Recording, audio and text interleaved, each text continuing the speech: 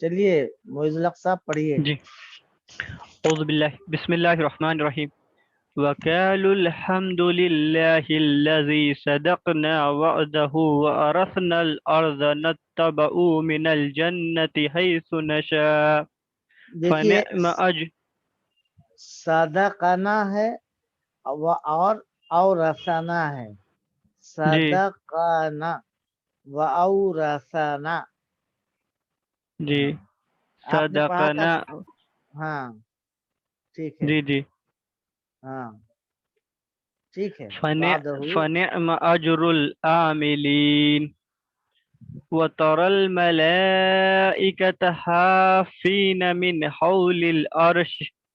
من حول العرش يسبحون بحمد ربهم وقضي بينهم بالحق وقيل الحمد لله رب العالمين آمين. صدق اللہ مولانا العظیم. صدق اللہ العلی العظیم.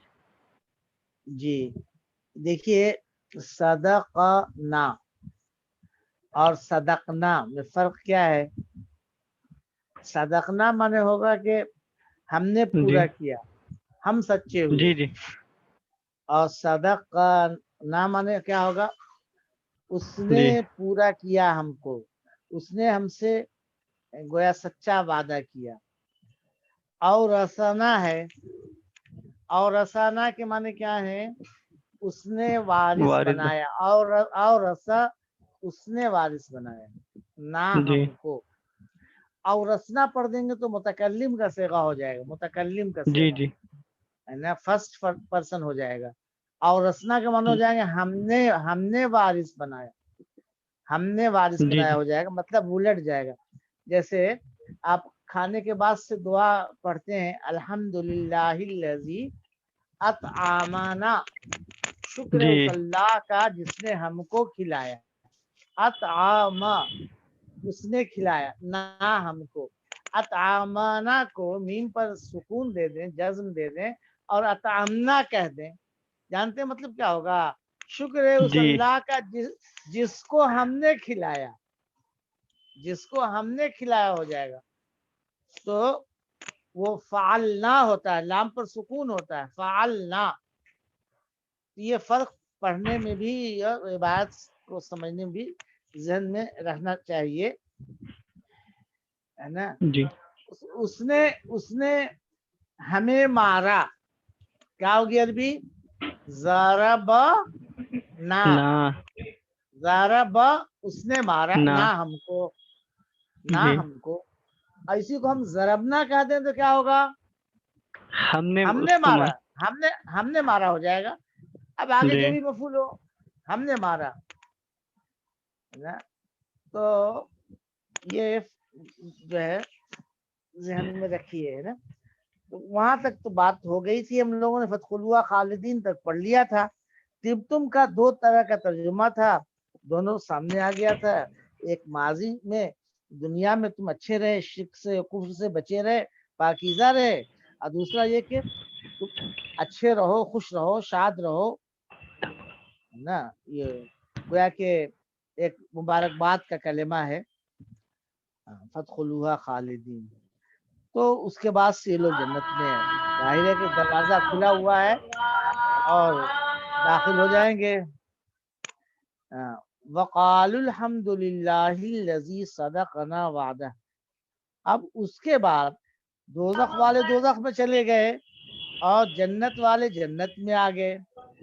اب یہ سب لوگ یہ سب لوگ جو ہے اب کیا کہیں گے، کیا کہہ رہے ہیں؟ وقالوا الحمد للہ الذی، ترجمہ کیجئے. اور وہ کہیں گے کسی طالب علم کا، ہم لوگوں میں سے کسی کا وہ جو ہے وہ کیا کہتے اکیڈمی ہیں میں اذان ہو رہی ہے ایکچولی. اچھا تو تھوڑا دیر اچھا رک اچھا جانا چاہیے. تو ان کا ہی بیک گراؤنڈ آ رہا ہے. اچھا ایسے کوئی بات نہیں، قرآن پڑھ رہے ہیں تو اذان ہو رہی ہے، اذان. आजान में या कुरान पढ़ने में वो शो नहीं है, हाँ आप कुरान पढ़ सकते हैं। हाँ हाँ, नहीं असल इधर आवाज आ रही है ना, हाँ, मैं अच्छा ठीक, ठीक है, ठीक है, ठीक ठीक, जी हो गई ये बात। ठीक। हो गई जी। जी। और वो कहेंगे तमाम तारीफें अल्लाह के लिए जिसने अपना वादा सच किया और हमें वारिस बनाया जमीन का। जी हम मुकीम रहेंगे जन्नत से जहाँ जन्नत, चाहेंगे। तो हाँ, कितना, जन्नत में जहाँ चाहें। जी, तो कितना हाँ, अच्छा अज्र है। काम करने वालों का, अमल करने वालों का अज्र, सवाब क्या खूब है। वकालू, ये लोग जन्नत में दाखिल होंगे और उसके बाद अल्लाह ताला का शुक्र अदा करेंगे कि शुक्र है उस अल्लाह का जिसने हमसे अपना वादा पूरा किया, जिसने हमसे अपना वादा पूरा किया और उसके बाद और क्या, वाओ रसन अल अर्ज, और हमें इस सरजमीन का वारिस बनाए। अल अर्ज से मुराद अर्ज आखिरत में जो सरजमीन होगी वो सरजमीन मुराद है, और उससे मुराद खास तरीके से अर्ज जन्नत है, जन्नत की सरजमीन।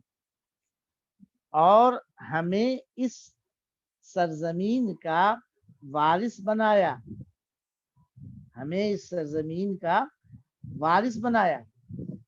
ठीक है, कौन सी सरजमीन का?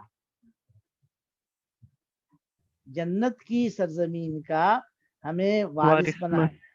हमसे अपना वादा सच्चा किया और हमको इस सरजमीन का, इस तर्जमा किसका हम कर रहे हैं?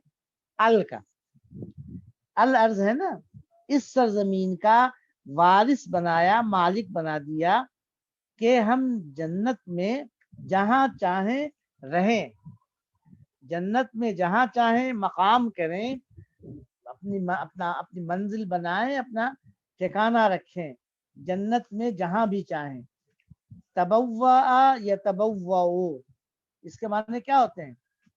तबव्वा के माने होते हैं जगह मुकीम बनाना, रह, जी, मुकीम होना, ठहरना। नज़लहु, अकाम बिही, इत्तखज़हु महल्लहु व अकाम बिही, किसी जगह को अपनी सुकूनत गाह बना लेना, मुकीम हो जाना। तो नतबव्वो, हम ठहरे, जगह बनाए, ठिकाना बनाए जन्नत में जहां चाहें। जन्नत बहुत लंबी चौड़ी जगह होगी, इसमें जहां भी चाहें हम रहें, पूरी आज़ादी है। ये अल्लाह ताला का बड़ा फजल है। तो क्या खूब है अमल करने वालों का अज्र, आमिलीन का अज्र, जिन लोगों ने काम किया। हम सब दुनिया में आमिल हैं, कारकुन हैं, काम करने वाले हैं। हमारी मजदूरी, अज्र कहते हैं मजदूरी को, उजरत को, मुराद सवाब है। तो काम करने वालों का, खाली बोलने वालों का नहीं। बहुत से लोग खाली बोलते हैं, हम अल्लाह पर ईमान रखते हैं, हम ऐसे और वैसे नहीं। अमल करने वालों का सवाब, अज्र, ये इसका क्या कहना। अमल जरूरी है, अमल के बगैर कुछ नहीं होने वाला। और रसना का लफ्ज लाए, मतलब हमको इस सरजमीन का मालिक बना दिया है। और रसा के लफ्ज में एक तलमीह है, एक इशारा इस बात की तरफ कि हमारे जद्द अमजद आदम अलैहिस्सलाम को और हव्वा अलैहिस्सलाम को जन्नत में रखा गया था और फिर वहां से इनको निकलना पड़ा। दोबारा इस जन्नत को हासिल करने के लिए, बाप की जन्नत थी वो, बाप की जन्नत थी वो सरजमीन, तो उसको हासिल करने के लिए हमने बड़ी कोशिश की और मिल गई। मतलब वाजे है। अल्हम्द का जहां भी इस्तेमाल देखिए, शुक्र का उसमें मफहूम उभरा हुआ है। जन्नत में पहुंच जाएंगे तो उसके बाद कहेंगे अल्हम्दुलिल्लाह, अल्लाह का शुक्र है। शुक्र का मफहूम हम के अंदर बहुत ही उभरा हुआ है। وَتَرَى الْمَلَائِكَةَ حَافِّينَ، اور آپ دیکھیں گے فرشتوں کو ہاں عرش کے ارد گرد گھیرا ڈالے ہوئے ہے، وہ تسبیح بیان کر رہے ہوں گے حمد کے ساتھ اپنے رب کی، اور ہاں فیصلہ کر دیا جائے گا حق کے ساتھ ان کے درمیان، اور کہہ دیا جائے گا تمام تعریفیں اللہ رب العالمین کے لیے۔ جی دیکھیے یہ اس کا تعلق جو ہے وَتَرَى الْمَلَائِكَةَ حَافِّينَ کا تعلق اوپر سے ہے۔ وہ آیت دیکھیے 69 وَأَشْرَقَتِ الْأَرْضُ بِنُورِ رَبِّهَا وَوُضِعَ الْكِتَابُ وَجِيءَ بِالنَّبِيِّينَ وَالشُّهَدَاءِ وَقُضِيَ بَيْنَهُم بِالْحَقِّ وَهُمْ لَا يُظْلَمُونَ۔ تو یہاں پر چونکہ وہ سرزمین اپنے رب کے نور سے جگمگا اٹھے گی، اعمال نامے رکھے جائیں گے، فرشتوں کو نبیوں اور شہیدوں کو، شہداء گواہوں کو لایا جائے گا، حاضر کیا جائے گا، ان کے درمیان فیصلہ ہو جائے گا اور کوئی حق تلفی نہیں ہوگی، کوئی ظلم نہیں ہوگا۔ کیا فیصلہ ہوگا اس کا تذکرہ پہلے کر دیا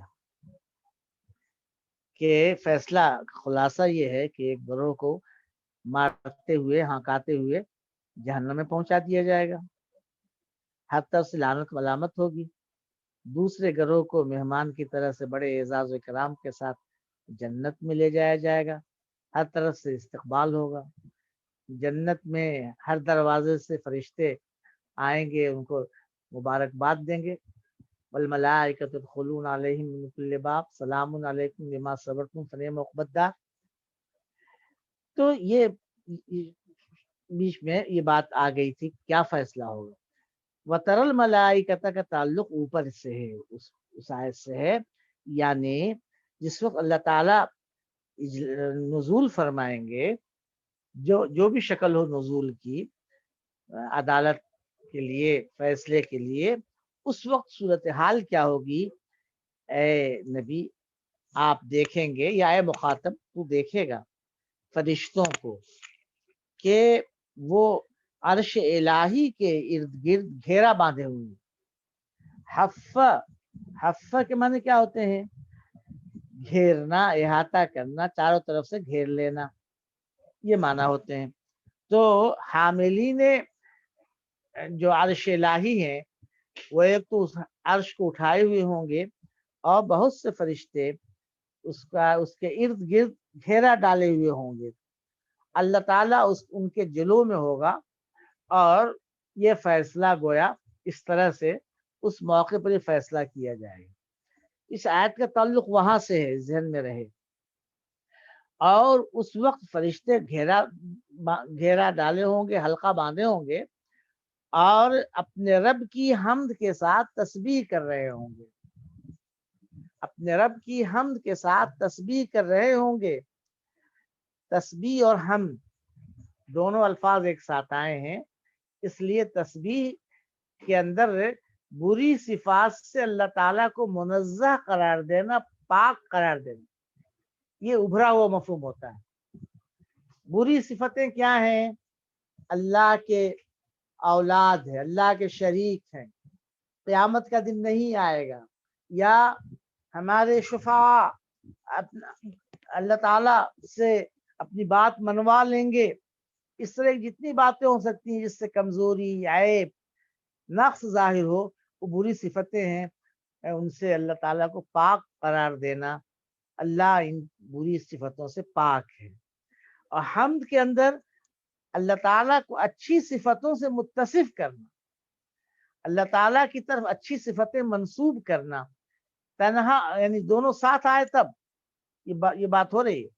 اچھی صفتیں کیا ہیں؟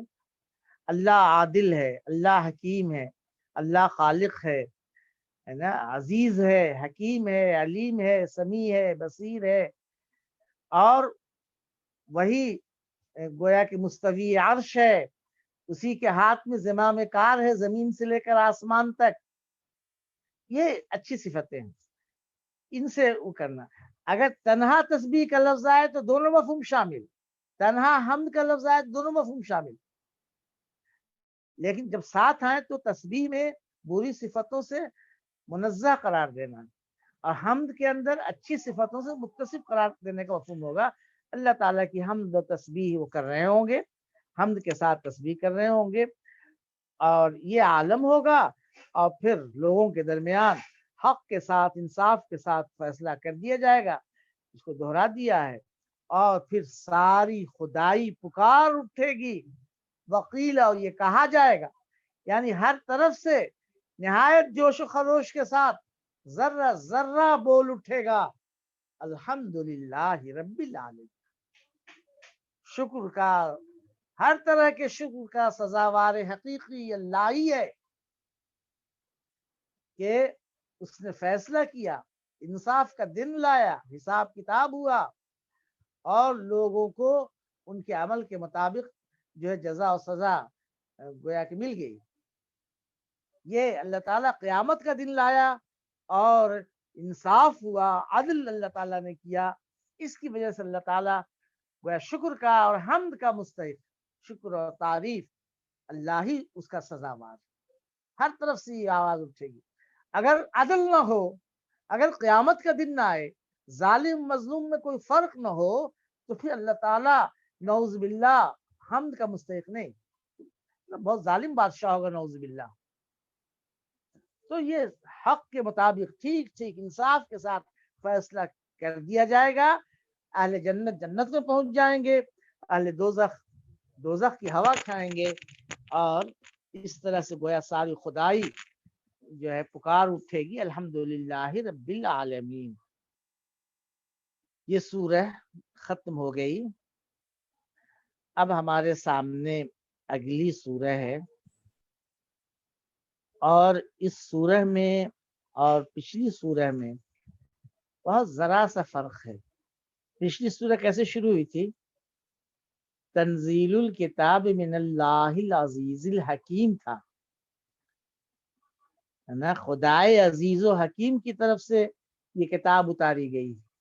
یہ سورہ زمر جو ہم نے ختم کی, اس کا آغاز ایسے ہی ہوا تھا, تنزیل الکتاب من اللہ العزیز الحکیم تھا. اس سورہ کا آغاز کیسے ہو رہا ہے؟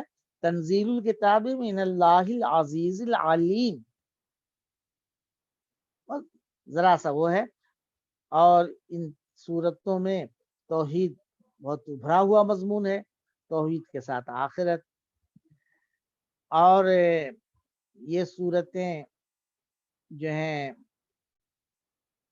اس مرحلے میں, مکے میں دعوت کے اس مرحلے میں اتری ہیں جب یعنی ستم حد سے بڑھ گیا ہے, مخالفت نے بہت شدت اختیار کر لی ہے, اور اب ہجرت کی بات ہو رہی ہے, ہجرت کرنے کو سوچا جا رہا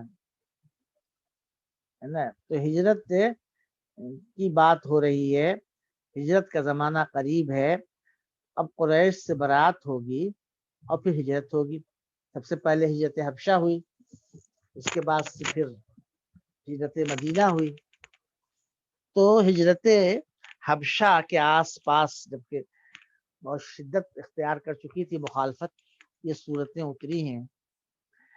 اب یہ سورہ شروع ہو رہی حامیم سے. اس کے بعد مزید 6 سورتیں ہیں جو حامیم ہی سے شروع ہوں گی. سورہ مومن سے آغاز ہو رہا ہے, اور اس کے بعد مزید 6 سورتیں حامیم سے شروع ہوں گی. اسی لیے ان 7 سورتوں کو حوامیم کہتے ہیں. حامیم کی جمع بنا لی حوامیم, یا آل حامیم کہتے ہیں. اور ان سورتوں کے مضمون میں بڑی یکسانی,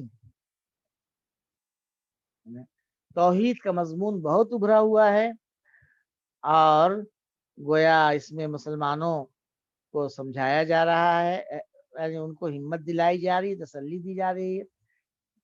بیچ بیچ میں دلائل بھی دیے جا رہے ہیں, اور ان کے لیے مخالفین کے لیے تنبیہ بھی ہے۔ جو لوگ ابھی دل سے اس کی حقانیت کے قائل ہو گئے ہیں اس سورہ میں، ان سے کہا گیا ہے اب مصلحتوں کو چھوڑو، کھل کر سامنے آ جاؤ۔ تو یہ ہے ان 7 سورتوں کا پس منظر۔ تو چلیے پڑھیے۔ ایک سوال تھا، ہاں جی جیسے بولیے۔ ابھی آپ بتائے کہ حمد اور تسبیح مطلب اگر جب سنگل ہوتا ہے وہ تو دونوں معنی اس میں آ جاتے ہیں، شامل ہوتے ہیں۔ تو جی جب دونوں معنی مطلب ایک لفظ میں شامل ہو رہے تو 2 لفظ لانے کی وجہ کیا ہے تاکید کے علاوہ، اور کیا چیز پیش نظر رہتی ہے کہ 2 لفظ لا کر؟ بھائی تسبیح لائے ہیں، تسبیح کے اندر جو چیز ہے وہ پاک قرار دینا، وہ اس لفظ کے اندر ہے۔ خود بخود جب جی کسی جی چیز کو آپ پاک قرار دیں گے تو خود بخود اس کی الٹی چیز اس کے لیے آ جائے گی۔ آپ ظالم نہیں، اس کا مطلب کہ آپ منصف ہیں، خود جی بخود آ جائے گی نا۔ اسی طرح سے جی حمد کے اصل معنی کیا ہے کہ کسی کی تعریف کی جائے۔ جی آپ جی کہیں گے کہ بھائی یہ عادل ہے، اس کا صاف مطلب ہے کوئی ظالم نہیں ہے۔ جی دونوں کو جب ساتھ لاتے ہیں تو گویا اس مفہوم کو ابھار کر پیش کرنا ہوتا ہے، بری صفتوں سے منزہ ہے اور اچھی صفتوں سے متصف ہے۔ اور ایک اور مفہوم ہوتا ہے، لوگ لکھتے نہیں ہیں اس کو، حمد کے معنی میں نے بتایا تھا نا کہ ابھرا ہوا مفہوم شکر ہے، جی ابھرا ہوا مفہوم شکر ہے۔ تو تسبیح میں دونوں چیزیں، اور بحمد رب اپنے رب کے شکر کے ساتھ، یعنی شکر کے جذبات لیے ہوئے وہ گویا تسبیح بیان کر رہے ہیں۔ ہاں جی چلیے، اور کچھ نہیں نا کسی کو؟ آگے تلاوت کریں۔ ہاں کہیے۔ بسم اللہ الرحمن الرحیم، حامیم، تنزیل الكتاب من اللہ العزیز العلیم، غافر الذنب وقابل التوب شدید العقاب، ذی الطول لا الہ الا هو الیہ المصیر، ما يجادل في آيات الله إلى الذين كفروا فلا يغرق یغررک جی فلا يغررك تقلبهم تقلبهم في البلاد، كذبت قبلهم قوم نوح قبلہم ہے، جی قبلہم جی قبلهم قوم نوح ولا أحزاب من بعدهم، ولا نہیں والاحزاب من بعدہم۔ ہاں والأحزاب من بعدهم، وهمت كل أمة برسولهم ليأخذوه وجادلوا بالباطل ليدحضوا به الحق فأخذتهم فكيف كان عقاب، وكذلك ہاں تو بے رسولہم ہے، جی صحیح ہے۔ تم تھوڑا سا عادت نہیں ہے نا پڑھنے کی، اس وجہ سے وہاں الا الذین تھا۔ ہاں چلیے ٹھیک ہے۔ ہاں جی وكذلك حقت كلمة ربك على الذين كفروا أنهم أصحاب النار، الذين يحملون العرش ومن حوله يسبحون بحمد ربهم ويؤمنون به ويستغفرون للذين آمنوا ربنا وسعت كل شيء رحمة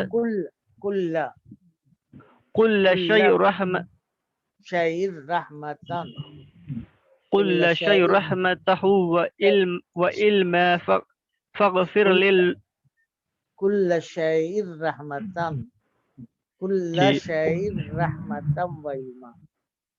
ٹھیک ہے چلیے آگے۔ ہاں فاغفر ٹھیک ہے۔ للذين تابوا واتبعوا سبيلك وقهم عذاب سبیلک سبيلك وقهم عذاب الجحيم جی اور ربنا ہاں ربنا ربنا وادخلهم ود نہیں ہے وعد وادخلهم جنات عدن التي وعدتهم عدن التي وعدتهم ومن صلح من وعدتهم وعدتهم ومن صلح من آبائهم وأزواجهم وذرياتهم إنك أنت العزيز الحكيم عزيز الحكيم وقهم سيئات ومن تق السيئات ومن تق السيئات ومن تق السيئات ہاں ٹھیک ہے ومن تق السيئات یومئذ ڈسکنیکٹ ہو گئے فقد رحمتہ وذالک هو الفوز وذالک هو الفوز العظیم. جی بس یہیں تک. جی صدق اللہ جی العظیم. جی چلیے یہ سورہ حامیم ہے. یہ سورہ حامیم ہے. اس سورہ کا نام حامیم ہے. ٹھیک ہے. اور میں اس پہ گفتگو کر چکا ہوں. یہ حروف مقطعات میں سے ہے نا. سورتوں کے شروع مختلف سورتوں کے شروع میں یہ حروف آئے ہیں اور کیا ہے مفہوم ان کا اس پہ گفتگو ہم کر چکے ہیں. سب سے پہلے جہاں یہ اس ہمارے پڑھانے کے دوران سورہ نون آیا ہے یہ لفظ آیا ہے نا. وہاں ہم نے گفتگو کی ہے اس پر سورہ قلم میں. یہ سورہ حامیم ہے. اس سورہ کا نام حامیم ہے. جی تنزیل الکتاب من اللہ العزیز العلیم. جی کتاب کا نازل کرنا اللہ علیم و عزیز کی طرف سے ہے. جی کتاب کا نہایت اہتمام سے اتارا جانا. نہایت اہتمام سے. تنزیل کے اندر اہتمام اور تدریج کا مفہوم ہوتا ہے. نہایت اس کتاب کا نہایت اہتمام و تدریج سے اتارا جانا اس اللہ کی طرف سے ہے جو زبردست ہے اور بہت علم رکھنے والا ہے, ہر چیز کا جاننے والا ہے. ٹھیک ہے. یہ ترجمے میں کوئی پریشانی نہیں ہے. الکتاب سے مراد یہی کتاب جو اتر رہی ہے اس کا نام قرآن ہے. آگے بھی پڑھ لیجیے, ترجمہ کر لیجیے. غافر الذنب اللہ تعالیٰ کی مزید صفت ہے جو گناہوں کا بخشنے والا. گناہوں کو بخشنے والا ہے اور توبہ کو قبول کرنے والا ہے. جی سزا دینے میں سخت ہے. ہاں بڑے اور بڑے فضل والا ہے. فضل بھی اس کے معنی ہوتے ہیں لیکن یہاں تقابل کے اسلوب پر قدرت مقدور کا ترجمہ زیادہ مناسب ہے. مولانا مودودی صاحب نے فضل وغیرہ کا ترجمہ کیا ہے غالباً. یہاں پہ تبھی تشریح کرتے بتائیں گے ہم. بڑی قدرت والا ہے. لا الہ الا ہو نہیں ہے اس کے مگر اس کے سوا کوئی الہ, اسی کی طرف لوٹنا ہے سب. جی جی جی.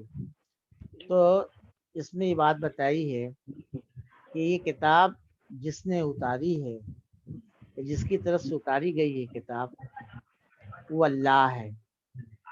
یہ محمد صلی اللہ علیہ وسلم کی تصنیف نہیں ہے.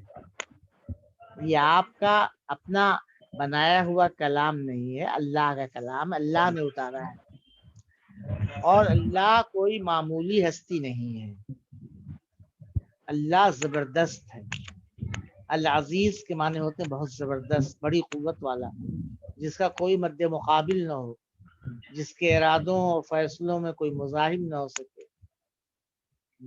سب سے زیادہ طاقتور، بہت زبردست قوت اور اقتدار رکھنے والا، اس کی طرف سے یہ کتاب اتری ہے۔ اور وہ ساتھ ساتھ کیا ہے، وہ علیم ہے، بہت علم رکھنے والا ہے۔ تو یہ کتاب،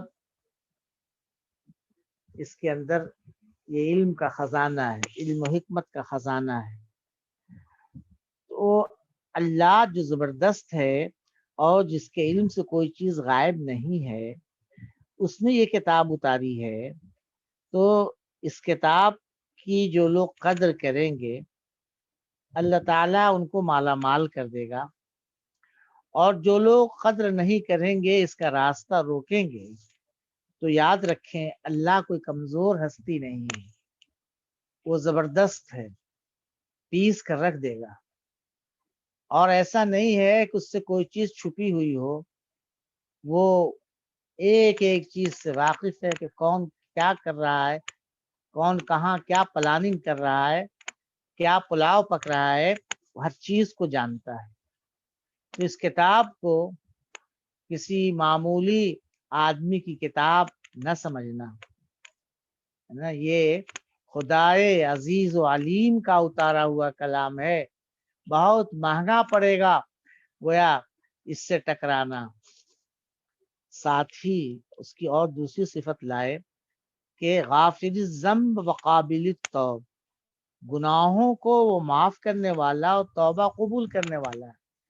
اس لیے اب تک جو شرارتیں ہوتی رہی ہیں ان سے توبہ کرو اور اپنے گناہوں کو بخشوا لو۔ کوئی دوسرا نہیں بخشوائے گا، کوئی دوسرا نہیں بخشوائے گا۔ تم نے جو سمجھ رکھا ہے کہ وہ جو ہے دوسرے بخشوا لیں گے، ہمارا کام بنوا دیں گے، کوئی نہیں، کوئی پیر فقیر نہیں۔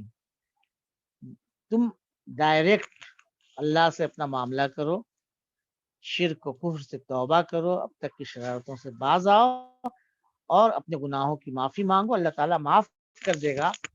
وہ معاف کرنے والا ہے، بخشنے والا ہے گناہوں کو، اور توبہ قبول کرنے والا ہے۔ تو عقل مندی کی بات یہی ہے کہ گناہوں سے توبہ کرو اور اپنے گناہوں کو بخشوا لو۔ یہ ایک پہلو ہے غافر الذنب وقابل التوب۔ دوسرا پہلو اس کا یہ ہے کہ شدید العقاب، وہ زبردست سزا دینے والا ہے،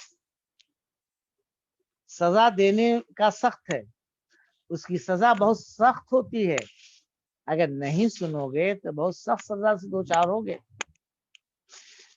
دوسری صفت لائے ہیں کہ وہ بہت مقدور والا، بڑی قدرت والا ہے، وہ سزا دے گا تو اس کی سزا سے کوئی روک نہیں سکتا، کوئی بچا نہیں سکتا۔ ویسے معنی کے اعتبار سے اس کے اندر اور بھی کئی ایک معنی ہے، یہ قول کے معنی فضل، بخشش، عطا، ہے نا، وسعت، تونگری، اس طرح کے مختلف معنی ہیں۔ قدرت بھی اس کے معنی میں ہے۔ تو وہاں غافر الذنب وقابل التوب ایک مفہوم کے لیے تھا، اور اس کا مقابل شدید العقاب ذی الطول۔ تو شدید العقاب کے مقابلے میں ذی الطول کا ترجمہ قدرت والا، طاقت والا کریں تو یہ زیادہ مناسب رہے گا، تقابل ہو جائے گا۔ اور فضل و بخشش والا ترجمہ کرتے ہیں، تقابل نہیں ہوگا، اور بلکہ معنی تو پیدا ہوگا کہ بہت دیتا ہے، بہت نوازتا ہے۔ تو اس کے پاس آؤ گے، اس کی دامن میں پناہ لو گے، توبہ کروا لو گے، تو اس کی جود و سخا کی کوئی کمی نہیں۔ زیادہ مناسب وہ ہے کہ تقابل کے پہلو سے ذی الطول کا ترجمہ قدرت والا کیا جائے۔ وہ ایسا ہے، اس کے علاوہ کوئی الہ نہیں، اور یہ بات یاد رکھو کہ جانا اسی کے پاس ہے، کوئی اور دوسرا مولا و مرجع نہیں بنے گا۔ اس وجہ سے گویا تم کو سوچ لینا چاہیے اپنے بارے میں۔ آگے چلیے۔ ایک سوال ہے، جی، یہ غافر الذنبی اور قابل التوب، معنی مفہوم کے اعتبار سے تو ایک ہی چیز ہوئی دونوں کے اندر. مفہوم، ہاں مفہوم ایک ہوا نا، لیکن تو وہ سب جتنی لائے ہیں تو وہ سب کئی ایک ہے. عزیز لائے تو عزیزی کافی تھا، ہر پہلو سے عزیز، علم کے اعتبار سے بھی عزیز ہے. الگ الگ چیزوں کو ابھارنا ہے. اب ان کو دعوت دینی ہے توبہ کی، تو اس کے لیے الگ الگ الفاظ سے یعنی ان کو توجہ دلائی ہے کہ دیکھو گناہوں سے توبہ کرو، شرارتوں سے باز آ جاؤ اور گناہوں کو بخشوا لو. بھائی توبہ کریں گے گناہوں سے تب نہ بخشش ہوگی. توبہ کا نتیجہ بخشش، مغفرت، دونوں دو چیزیں ہوئیں. یہ اور بات ہے کہ نتیجہ کے اعتبار سے ایک ہے. جی چلیے.